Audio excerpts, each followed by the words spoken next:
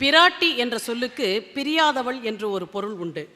ருக்மணி பிராட்டி, சீதா பிராட்டி, திருமகள் எம்பிராட்டி, ஆண்டாள் பிராட்டி, பிரியாமல் இருக்கும் அந்த பிரியையை பற்றி இப்பொழுது பிரியத்துடன் பேச வருகிறார்கள் ஜெயா ஸ்ரீனிவாசன் அவர்கள். பிராட்டி பெருமை இப்பொழுது மேடையை அவர் வசம் ஒப்படைக்கிறோம். பிராட்டியினுடைய பெருமைங்கிற விஷயத்தை என்னை போல இருக்கிறவளே 4 நாள் செய்யக்கூடிய அளவுக்கு விஷயம் இருக்குது. அது அத்தனையும் சுருக்கி மடக்கி ஒடுக்கி ஏதோ சில சின்ன கதைகள் மூலமாக மெயின் ஃபண்டாஸ் அதை உங்களோட நான் பகிர்ந்துக்கணுங்கிற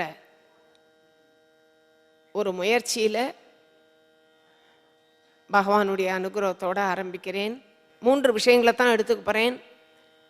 எப்படி ஐஸ்வர்யம் கிடைக்கிறது, எப்படி வித்தை கிடைக்கிறது, புத்தி படிப்பு, அதற்கு பிற்பாடு எப்படி தாயார் நமக்கு புருஷகாரத்துவமாக இருந்து நமக்காக வாதாடி பகவானை நம்மிடம் அனுகிரகம் செய்ய பண்ணுறாளுங்கிறதையும் இருந்து இது எல்லாத்துக்கும் சிறு சிறு எக்ஸாம்பிள்ஸாக கதைகளை சொல்லி நான் பெற்ற இன்பம் பெருக நீங்கள் எல்லாம் சொல்லிட்டோம். ஐ எம் ஜஸ்ட் ஷேரிங் என்னுடைய உணர்வுகளை.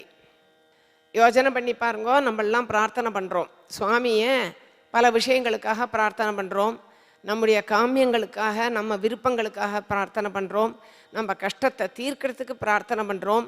எந்த விதமாக எந்த காரணமாக நம்ம அவனை அனுசந்தானம் பண்ணாலும் அவனை ஸ்லோகம் சொல்கிறச்சியோ மனசில் நினைக்கிறச்சியோ அவனுக்கு பூஜை பண்ணுறச்சியோ எந்த ஒரு அங்கத்தை நாம் கான்சன்ட்ரேட் பண்ணி அந்த விஷயத்தையோ நம்மளுடைய மனசை கொண்டு போய் எங்கே செலுத்துகிறோம் அவன்கிட்ட நீங்கள் பார்த்தாக்க அவனுடைய திருவடி தாமரை தான்.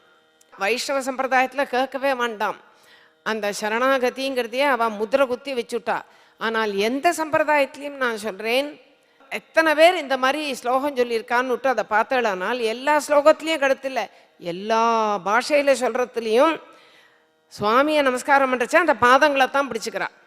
ந தர்மனிஷ்டோஸ்மி ந ச ஆத்மவேதி ந பக்திமான் த்வச்சரணாரவிந்தே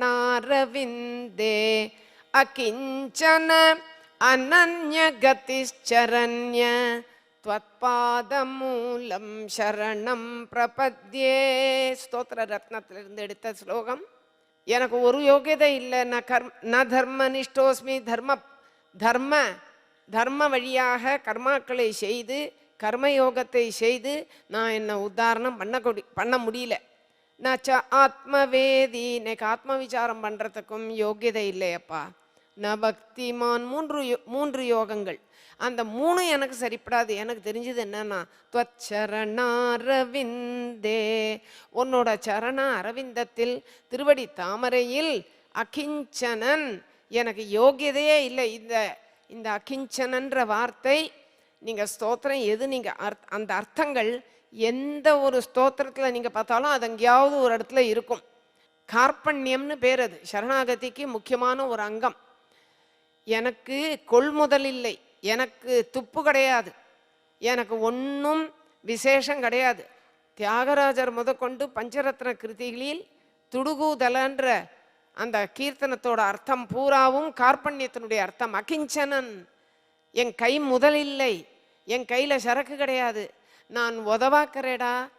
என்ன ஸ்லோகத்திலையும் ஆழ்வார்கள் பல பாசுரங்கள், போதெல்லாம் போது கொண்டு உன் பொன்னடி புனைய மாட்டேன், தீதில்லா மொழிகள் செப்பி உன் திருக்குணம் செப்ப மாட்டேன், காதலால் எல்லாம் ஒன்னொன்னா பாருங்கோ. போதெல்லாம் போது கொண்டு உன் பொன்னடி புனைய மாட்டேன், உன்னுடைய திருவடி தாமரையில் நான் சரீரத்தினால பூஜை பண்ணி அந்த ஒரு விஷயத்தையும் செய்யறதில்ல. தீதில்லா மொழிகள் செப்பி உன் திருக்குணம் செப்ப மாட்டேன், காதலால் நெஞ்சம் அன்பு கலந்திலே